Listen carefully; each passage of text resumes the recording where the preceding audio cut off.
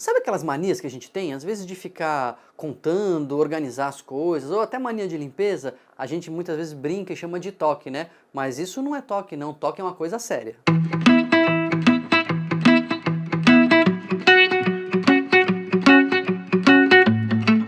Duas pessoas me pediram para falar de toque, o Valdisney Marques e o Fábio Menck. E o Valdisney ainda sugeriu que eu falasse da personalidade anancástica, também chamada de personalidade obsessiva, que tem alguma coisa a ver com toque, a gente vai ver o que é. E eu ainda vou aproveitar e vou responder a dúvida da Tayane Mello, que pediu pra gente falar sobre transtorno dismórfico corporal. Mas o que isso tem a ver com toque? Tem tudo a ver.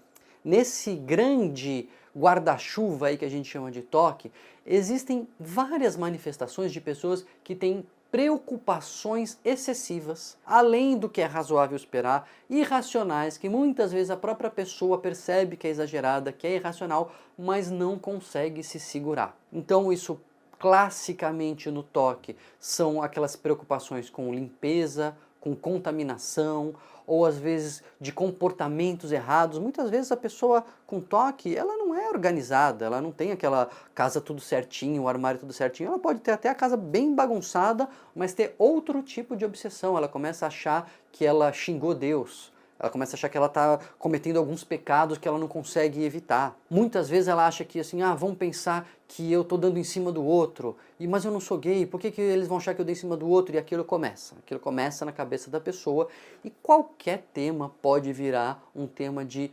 pensamentos obsessivos. É mais comum ser com limpeza, é mais comum ser com organização, mas também esses de pecado, sexualidade, etc. também não são raros, e aí a pessoa tem até mais vergonha de falar. A pessoa se sente muito constrangida de achar que estava lá rezando o Pai Nosso e xingou Deus, e ela tem que voltar e rezar de novo, e voltar e rezar de novo. Isso se torna uma verdadeira tortura, e ela não tem coragem de falar para ninguém que ela pensa naquilo. Claro, né, é realmente constrangedor, sobretudo para quem não entende que aquilo é uma doença. A pessoa não caiu a ficha, a pessoa não sabia ainda que isso era uma doença. Então, são essas preocupações excessivas, repetidas, que tomam grande parte do tempo da vida da pessoa. Ela começa a ter problema no trabalho, ela começa a estar conversando com o outro, estar pensando naquilo. Então, todas as relações, toda a vida da pessoa vai sendo tomada por essas preocupações. Não é raro que a pessoa desenvolva comportamentos compulsivos para tentar combater esses pensamentos obsessivos.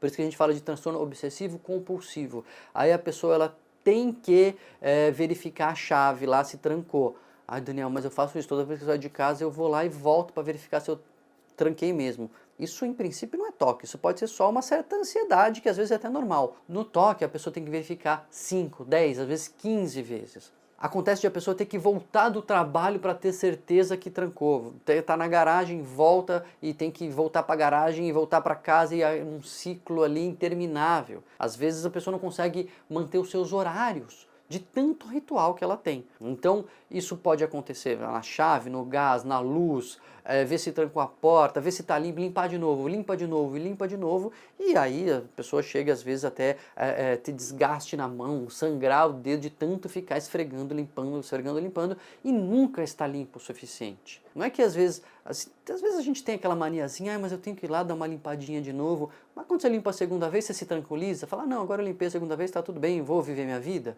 Então beleza, isso não parece ser toque.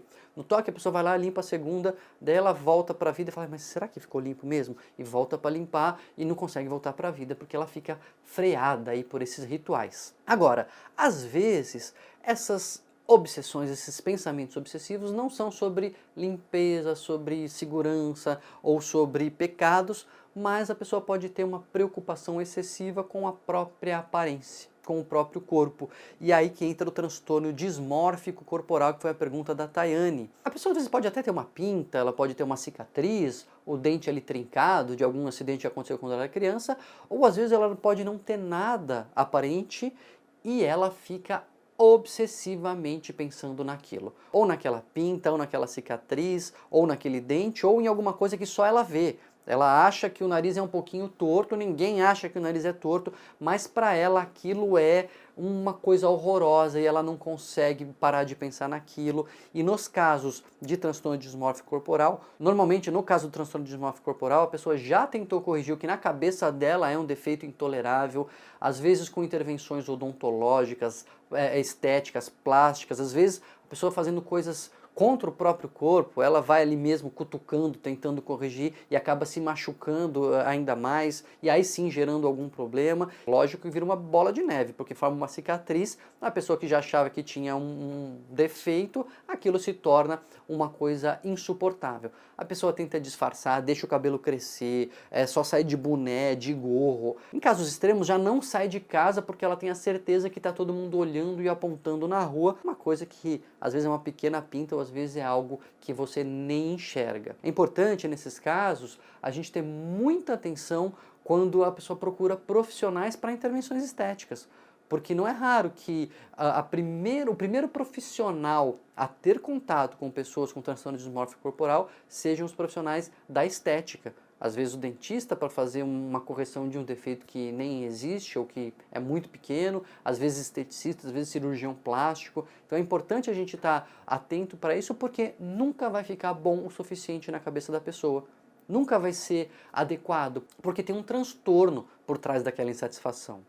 É fundamental nesses casos, tanto do toque como do transtorno dismórfico corporal, uma avaliação multidisciplinar. É preciso tratar em conjunto, é preciso psicoterapia, precisa uma terapia muitas vezes cognitiva, o uso de remédios, de antidepressivos que diminuam a ansiedade, muitas vezes aliviam esses sintomas, essa obsessão tão grande, seja com os conteúdos ali do toque, seja com o conteúdo dessa inadequação, dessa sensação de insatisfação tão grande com o corpo. E também entra aí a vigorexia. Eu já vou falar, o sujeito que acha que está sempre fraquinho, ele sempre acha que ele é um galinho mirradinho e fica malhando, malhando, o sujeito é bombadaço, assim, muito forte, e ele se olha no espelho e se vê magrelinho. Muitas vezes isso pode ser também uma forma do transtorno dismórfico corporal, que precisa então desse tratamento multidisciplinar. Precisa de remédio, vai precisar de terapia, vai precisar de uma intervenção mais global. E o anancástico que o Walt Disney perguntou, onde é que entra nisso? O anancástico, ele também é conhecido como transtorno de personalidade obsessiva. É o jeito de a pessoa ser.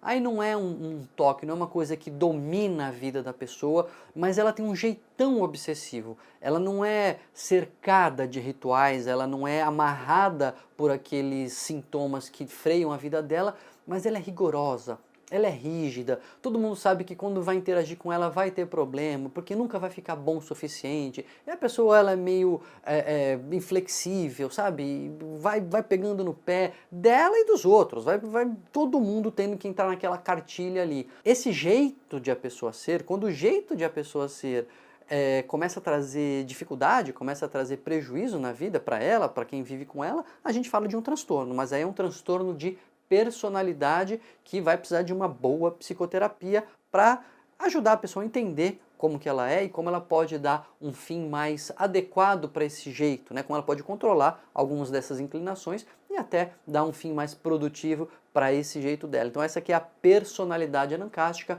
ou personalidade obsessiva, não é o toque. Costumo dizer que no toque a pessoa percebe o sofrimento dela e ela quer mudar. A pessoa anancástica, ela quer mudar o mundo. Ela quer que o mundo inteiro mude para se adequar a ela. Então espero ter respondido a dúvida de todo mundo hoje aí, da Tayane, do Fábio, do Walt Disney. Se você tem alguma dúvida, se você tem alguma coisinha aí que está na sua cabeça, faz que nem eles. Coloca aí a sua pergunta que a gente vai respondendo. Aproveita, se inscreve no canal, divulga essa mensagem aí para a pessoa saber melhor que muitas vezes ela não está doente não, ela só está com uma certa mania, que isso dá para ela controlar. Se ela não dá para controlar, aí sim é uma doença e precisa de atenção. Se inscreve aqui no canal, divulga a informação e a gente vai continuar conversando.